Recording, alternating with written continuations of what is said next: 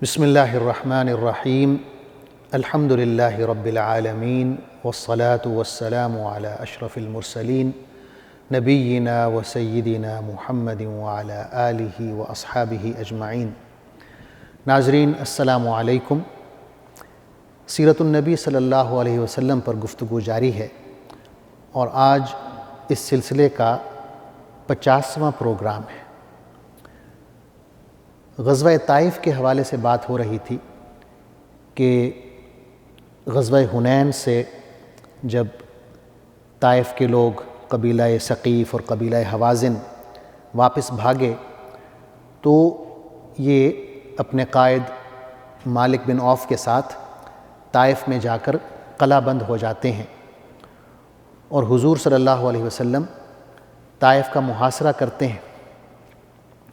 اب یہ جو دو قبیلے ہیں ثقیف اور حوازن، ان کے بارے میں یہ بھی آتا ہے کہ یہ بہت اچھے تیر انداز تھے۔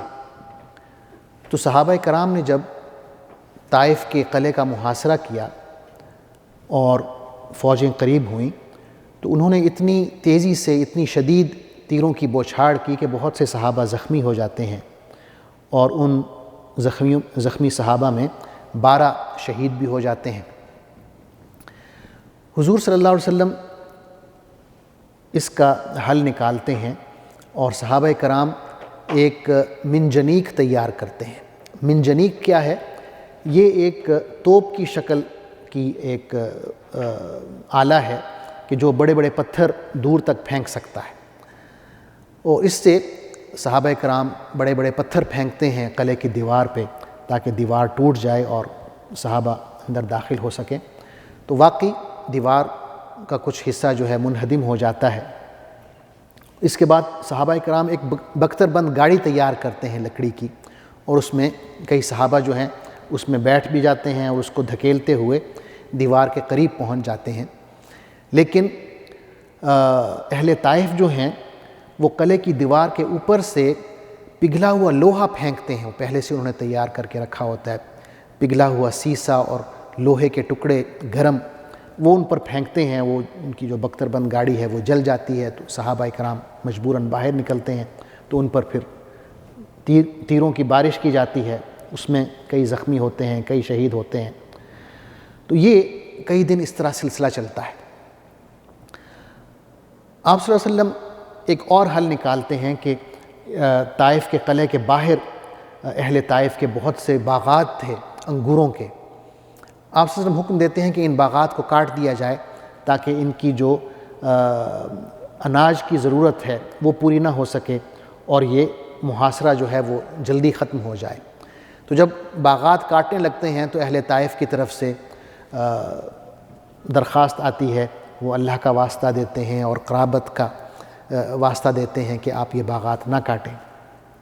تو آپ صلی اللہ علیہ وسلم صحابہ کرام کو روک دیتے ہیں کہ باغات نہ کاٹیں۔ محاصرہ جب طویل ہو جاتا ہے، صحیح مسلم میں ہے، حضرت انس رضی اللہ عنہ روایت کرتے ہیں کہ تقریباً یہ محاصرہ 40 دن تک رہا۔ تو آپ صلی اللہ علیہ وسلم اعلان کرتے ہیں کہ اہل طائف میں جو بھی غلام ہیں اگر وہ قلعے سے نیچے اتر آتے ہیں تو ہم انہیں آزاد کر دیں گے۔ تو یہ سن کر تقریباً 23 غلام وہ اپنی فوجوں سے نکل کے مسلمانوں سے آن ملتے ہیں اور آپ صلی اللہ علیہ وسلم انہیں آزاد کر دیتے ہیں۔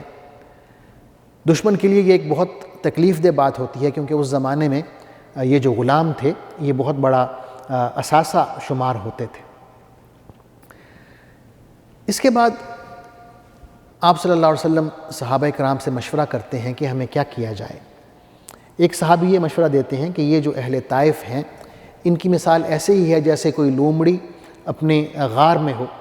اگر آپ اس غار کے باہر بیٹھے رہیں تو آخر کار اس پر قابو پا لیں گے، اور اگر آپ اسے چھوڑ کر چلے جائیں تو وہ لومڑی آپ کو کوئی نقصان نہیں پہنچا سکے گی۔ تو یہ سن کے آپ صلی اللہ علیہ وسلم صحابہ کرام میں یہ اعلان کرواتے ہیں کہ کل ہم واپس روانہ ہوں گے۔ یہ اعلان جو ہے صحابہ پر گراں گزرتا ہے۔ وہ کہتے ہیں کہ یا رسول اللہ ہم کس طرح واپس چلے جائیں، ہم نے طائف فتح نہیں کیا، بغیر فتح کیے ہم کیسے واپس چلے جائیں۔ تو آپ فرماتے ہیں کہ ٹھیک ہے، کل آپ دوبارہ حملہ کر کے دیکھ لیں۔ اگلے دن صحابہ کرام دوبارہ حملہ کرتے ہیں، لیکن نتائج وہی کہ وہی، تیروں کی بارش ہوتی ہے، بہت سے صحابہ زخمی ہو جاتے ہیں۔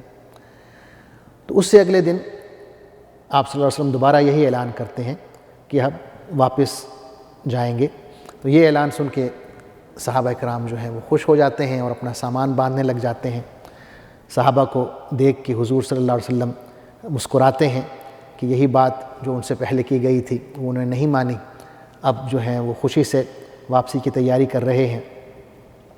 تو جب واپسی کا سفر شروع ہوتا ہے تو آپ صلی اللہ علیہ وسلم صحابہ کرام سے یوں فرماتے ہیں کہ آپ لوگ یوں کہیں، آئبون تائبون عابدون لربنا حامدون، کہ ہم توبہ کرتے ہوئے، اپنے رب کی عبادت کرتے ہوئے اور اپنے رب کی حمد بیان کرتے ہوئے واپس لوٹتے ہیں۔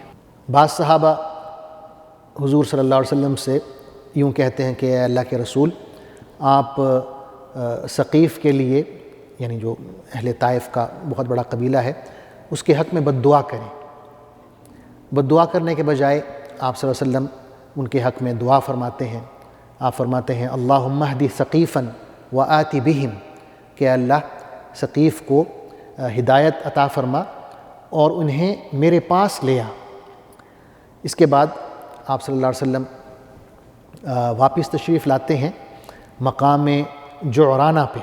جعرانہ جو ہے ایک چھوٹا سا قصبہ ہے مکہ سے باہر، وہاں پہ آپ نے جو بھی مال غنیمت تھا اسے وہاں پر اکٹھا کر کے کچھ صحابہ کرام کو وہاں پہرے پر لگایا ہوا تھا، تو وہاں جعرانہ آپ واپس آتے ہیں اور مال غنیمت جو ہے وہ تقسیم کرتے ہیں۔ وہ لوگ جو نئے نئے مسلمان ہوئے تھے، اہل مکہ یا دوسرے قبائل کے جو سردار تھے، انہیں آپ بہت زیادہ مال غنیمت میں سے دیتے ہیں، کئی 100 اونٹ دیتے ہیں۔ ابو سفیان رضی اللہ عنہ ہیں، صفوان بن امیہ ہیں رضی اللہ عنہ، ان سب کو آپ کئی 100 اونٹ دیتے ہیں۔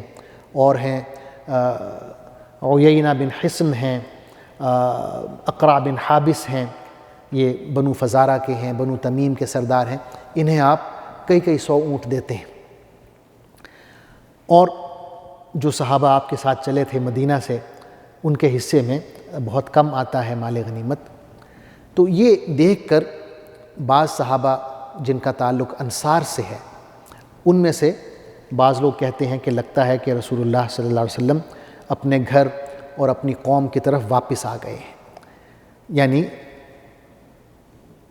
کہنے کا مقصد یہ ہے کہ انہیں وہ زیادہ دے رہے ہیں اہل مکہ کو اور ہمیں کم ملا ہے۔ حضور صلی اللہ علیہ وسلم تک جب یہ بات پہنچتی ہے تو آپ حکم دیتے ہیں کہ انصار کو، یعنی صرف انصار کے جو صحابہ ہیں انہیں اکٹھا کیا جائے اور میں ان سے ملنا چاہتا ہوں۔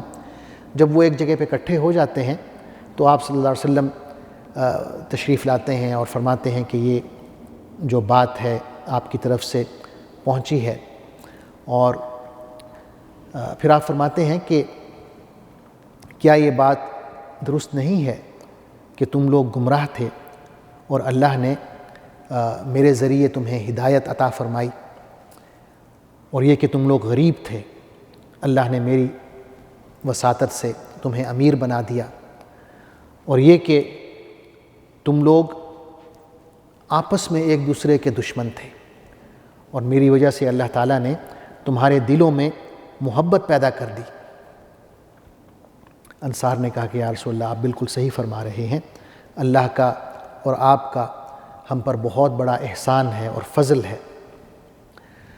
اس کے بعد آپ صلی اللہ علیہ وسلم فرماتے ہیں کہ اے انصار کے لوگوں، اگر تم چاہو تو یوں کہہ سکتے ہو، اور تم یہ کہنے میں حق بجانب ہوگے کہ آپ ہمارے پاس اس حالت میں آئے کہ لوگ آپ کو جھٹلا رہے تھے، ہم نے آپ کی تصدیق کی، آپ بے یار و مددگار تھے، ہم نے آپ کی مدد کی، لوگ آپ کو دھتکار رہے تھے، ہم نے آپ کو ٹھکانہ فراہم کیا، آپ محتاج تھے، ہم نے آپ کی غمخواری کی۔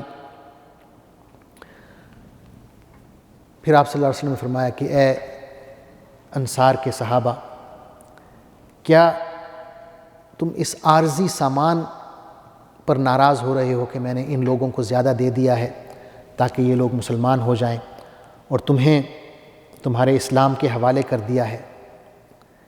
اے میرے انصاری صحابہ، کیا تم اس بات پر راضی نہیں ہو کہ لوگ اونٹ اور بکریاں اپنے گھر لے جائیں اور تم اپنے گھر اللہ کے رسول کو لے جاؤ؟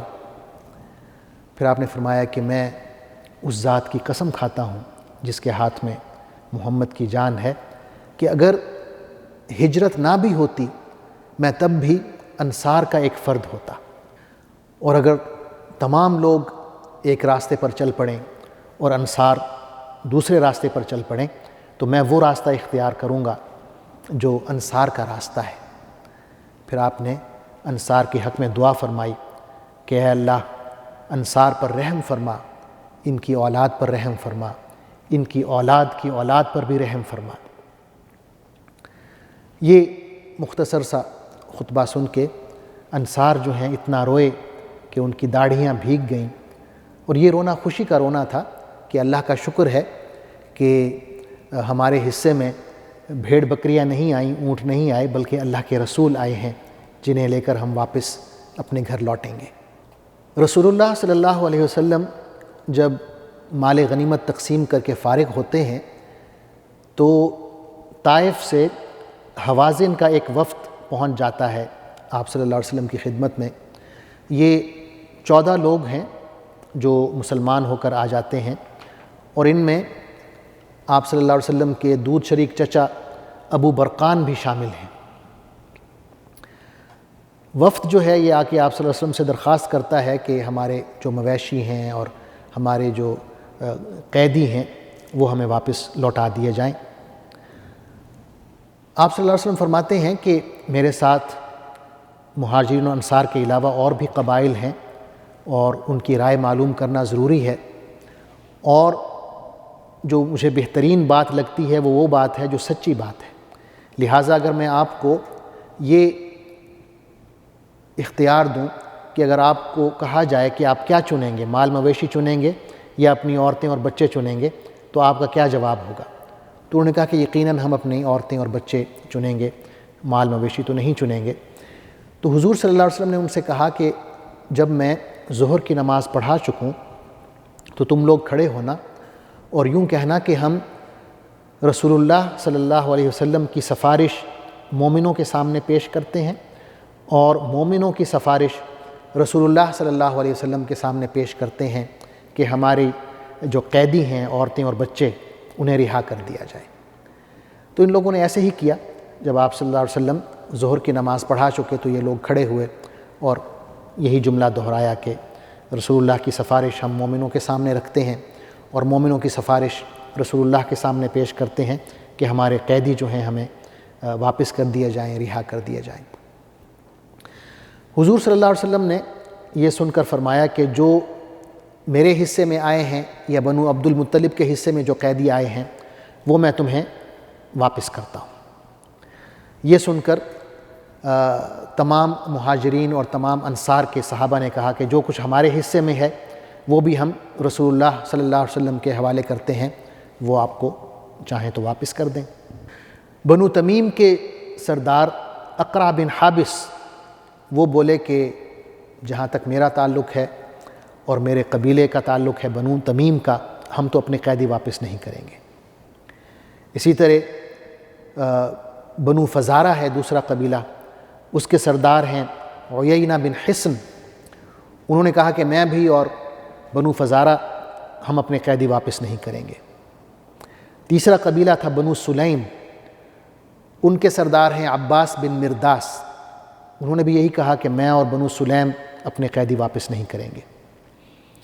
بنو سلیم کے جو لوگ تھے انہوں نے اپنے سردار کی مخالفت کی اور انہوں نے کہا کہ یا رسول اللہ ہمارے حصے میں جو قیدی آئے ہیں وہ ہم آپ کے حوالے کرتے ہیں۔ سردار جو تھے عباس بن مرداس انہوں نے اپنے لوگوں سے کہا کہ تم نے میری بے عزتی کروا دی۔ اس کے بعد حضور صلی اللہ علیہ وسلم بولے، آپ نے فرمایا کہ یہ جو وفد آیا ہے حوازن کا، یہ لوگ مسلمان ہو کر آئے ہیں اور مجھے ان کے آنے کا انتظار بھی تھا، کیونکہ آپ صلی اللہ علیہ وسلم نے دعا فرمائی تھی کہ اے اللہ انہیں میرے پاس بھیج، انہیں ہدایت دے اور میرے پاس انہیں بھیج۔ تو یہ وفد آ گیا ہے۔ آپ نے فرمایا کہ اگر تم میں سے کوئی شخص خوش دلی سے ان کے قیدی انہیں واپس کرتا ہے تو بہت اچھی بات ہے، ورنہ ہم یوں کر سکتے ہیں کہ آئندہ جب بھی ہمارے پاس مال غنیمت آئے گا تو ہم ہر شخص کو اس کے حصے، ایک حصے کے بدلے 6 حصے عطا کریں گے۔ تو صحابہ کرام اس بات پر خوش ہوئے، انہوں نے کہا کہ یا رسول اللہ آپ کی خوشی میں ہماری خوشی ہے، اور پھر تمام صحابہ نے، جن میں دیگر قبائل بھی شامل تھے، سب نے یہ اپنے اپنے جو قیدی تھے ان کے پاس وہ واپس کر دیے۔ حضور صلی اللہ علیہ وسلم جعرانہ میں چند دن قیام فرماتے ہیں اور اس کے بعد آپ مکہ کے لیے روانہ ہوتے ہیں، عمرہ کرتے ہیں۔ عمرہ کرنے کے بعد آپ صلی اللہ علیہ وسلم ذی قعد میں، یعنی اسی سال 8 ہجری ہے، ذی قعد کے مہینے میں مدینہ واپس تشریف لے جاتے ہیں۔ ناظرین، غزوہ فتح مکہ اور غزوہ حنین اور غزوہ طائف کے بعد جو اہم ترین غزوہ ہے وہ ہے غزوہ تبوک۔ لیکن غزوہ تبوک سے پہلے چند فوجی مہمات ہیں جن کا ذکر کرنا ضروری ہے۔ اس کے بعد انشاءاللہ غزوہ تبوک تفصیل سے میں ذکر کروں گا، لیکن انشاءاللہ یہ تمام کا ذکر اگلے پروگرام میں ہوگا۔ تب تک کے لیے اجازت چاہتا ہوں۔ اللہ حافظ، والسلام علیکم ورحمۃ اللہ وبرکاتہ۔ اللہم صلی علی سیدنا محمد وعلی آلہ وصحبہ وسلم۔ اللہم صلی علی سیدنا محمد وعلی آلہ وصحبہ وسلم۔